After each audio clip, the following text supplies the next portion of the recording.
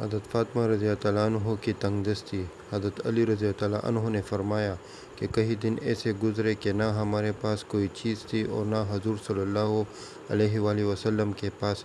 میں گھر سے باہر نکلا تو مجھے راستے میں ایک دینار پڑا ہوا ملا۔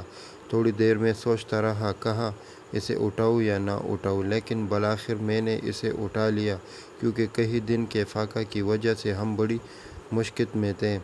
میں اسے لے کر ایک دکان پر گیا اور اس کا آٹا خرید کر حضرت فاطمہ رضی اللہ عنہ کے پاس لایا اور میں نے کہا اسے گوندھ کر روٹی پکاؤ۔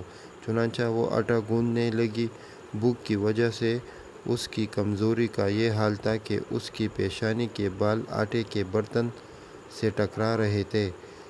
پھر انہوں نے روٹی پکائی۔ پھر میں نے حضور صلی اللہ علیہ وسلم کی خدمت میں حاضر ہو کر سارا قصہ سنایا۔ آپ صلی اللہ علیہ وآلہ وسلم نے فرمایا، تم اسے کھا لو، کیونکہ یہ وہ روزی ہے جو اللہ تعالیٰ نے تم کو غیبی خزانے سے عطا فرمائی ہے۔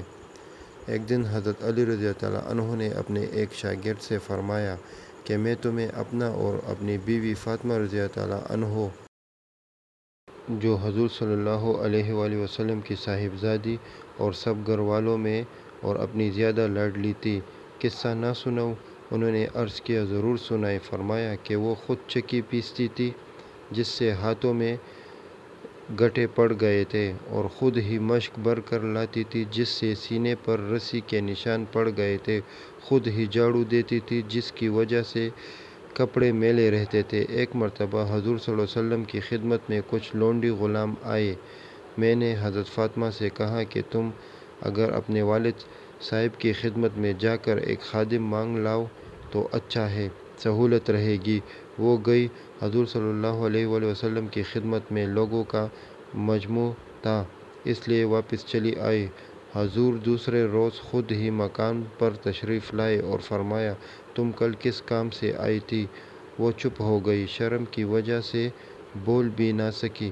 میں نے عرض کیا، حضور صلی اللہ علیہ وآلہ وسلم، چکی سے ہاتھ میں نشان پڑ گئے، مشکیزہ بھرنے کی وجہ سے سینے پر بھی نشان پڑ گیا، جھاڑو دینے کی وجہ سے کپڑے میلے رہتے ہیں۔ کل آپ کے پاس کچھ لونڈی غلام آئے تھے، اس لیے میں نے ان سے کہا کہ ایک خادم اگر مانگ لائے تو ان مشقوں میں سہولت ہو جائے۔ حضور صلی اللہ علیہ وآلہ وسلم نے فرمایا، فاطمہ، اللہ سے ڈرتی رہو اور اس کے فرائض ادا کرتی رہو اور گھر کے کاروبار کرتی رہو، اور جب سونے کے لیے لیٹو تو سبحان اللہ 33 مرتبہ، الحمدللہ 33 مرتبہ اور اللہ اکبر 34 مرتبہ پڑھ لیا کرو، یہ خادم سے بہتر ہے۔ انہوں نے عرض کیا کہ اللہ تعالیٰ کی تقدیر اور اس کے رسول کی تجویز سے راضی ہوں، جزاک اللہ۔